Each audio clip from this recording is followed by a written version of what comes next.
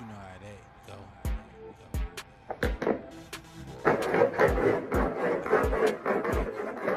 Hey you guys, welcome back to my channel. So today I'm going to be sharing with you my Copic marker collection.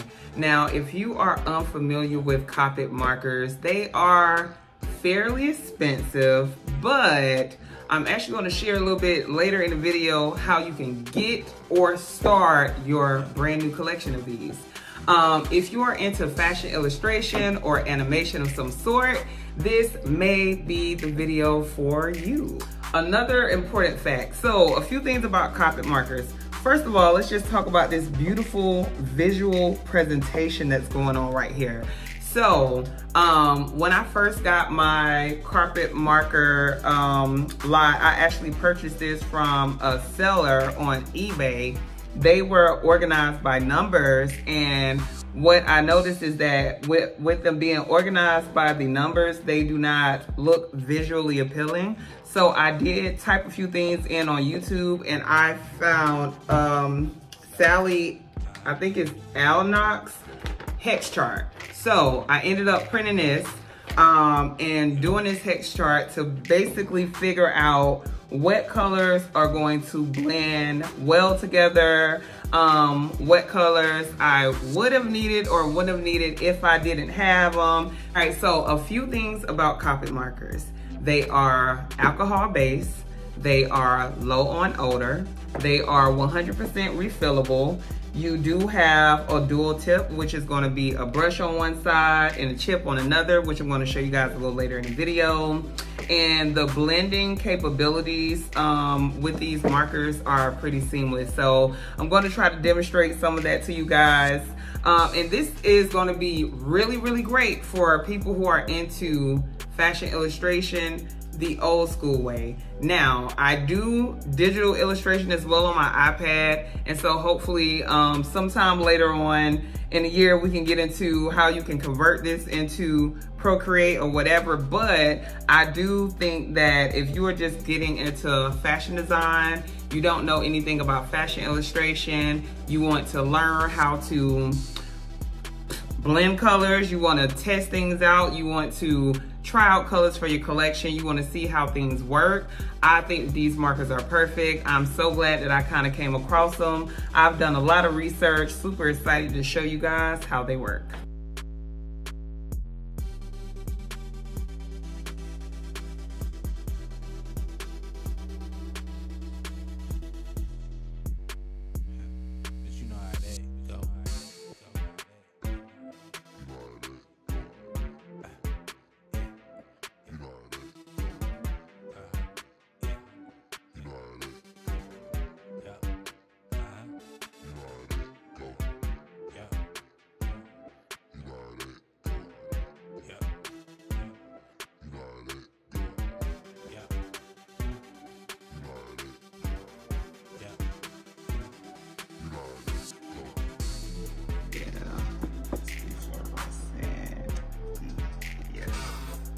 All right, you guys, so this here is what a Copic Sketch Marker looks like.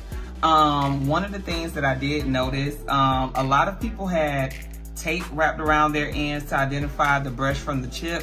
I actually noticed that they just have it looks like a little grayscale, little indentation on the cap end where you can identify which side is the brush. And then the other side that doesn't have it is going to be your chip. So I thought that was pretty cool. And then this right here is fluorescent blue. And you're gonna get the letter or alphabet name at the top, and then the actual color name. And then this is the brush tip side. Y'all see that? And then this is the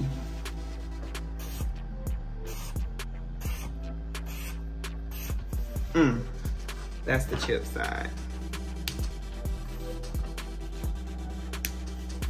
All right, and so another cool thing about Copics is their blending abilities. So let's see if we could find two colors from our little chart here and blend them on out.